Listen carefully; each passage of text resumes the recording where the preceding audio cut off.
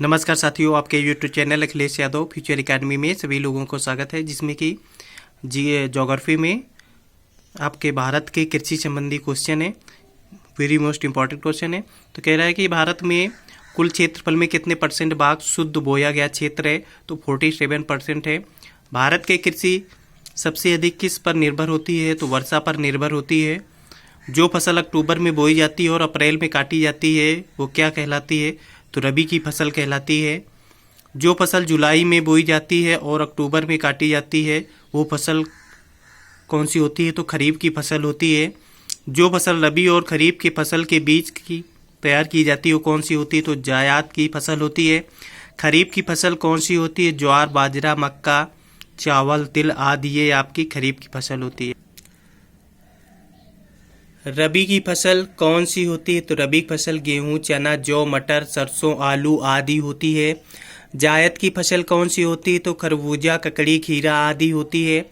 नकदी की फसल कौन सी होती है? तो गन्ना, रबर, तंबाकू, कपास, सूरजमुखी आदि ये सभी नकदी फसल होती हैं। भारत की प्रमुख खाद्य फसल कौन सी होती है? तो चावल होती है। किस क्षेत्र को चावल का कटोरा कहा जाता है? तो कृष्णा और गोदावरी क्षेत्र को कहा जाता है। भारत का सबसे अधिक खाद्यान्न उत्पादन करने वाला राज्य कौन सा है? उत्तर प्रदेश है। भारत में सबसे अधिक कौन सी फसल उगाई जाती है? तो धान उगाया जाता है। हरित क्रांति का आरंभ कब हुआ था? तो 1967 से 1968 तक हुआ था। हरित क्रांति का जनक किसे माना जाता है? तो डॉक्टर एस स्वामीनाथन को माना जाता है।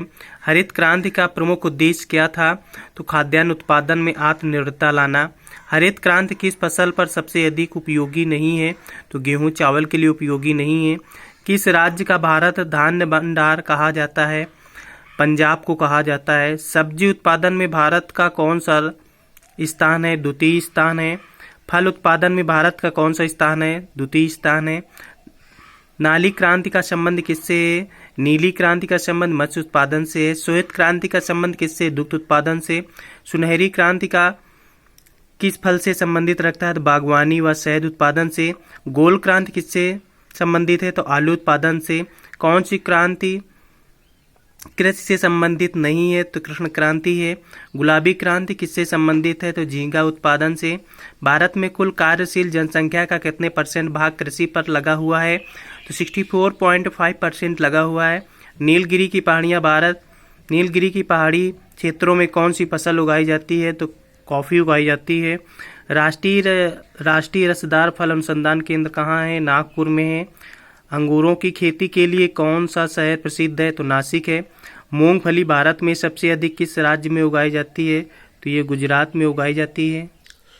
किस फसल की कटाई व बुआई में सबसे अधिक समय लगता है? तो गन्ना में लगता है। तिलहन प्रौद्योगिकी मिशन की स्थापना कब हुई थी? तो 1986 ईस्वी में हुई थी। भारत का उर्वरक उत्पादन में विश्व में कौन सा स्थान है? तीसरा स्थान है। वर्तमान भारत में फसल घरेलू उत्पादन में कृषि संबंध क्षेत्र का योगदान कितना है? तो 13.67% है। मूंगफली में दाने का औसत परसेंट कितना होता है? 70%। केंद्रीय शुष्क भूमि खेती अनुसंधान संस्थान कहाँ स्थित है? तो हैदराबाद में स्थित है।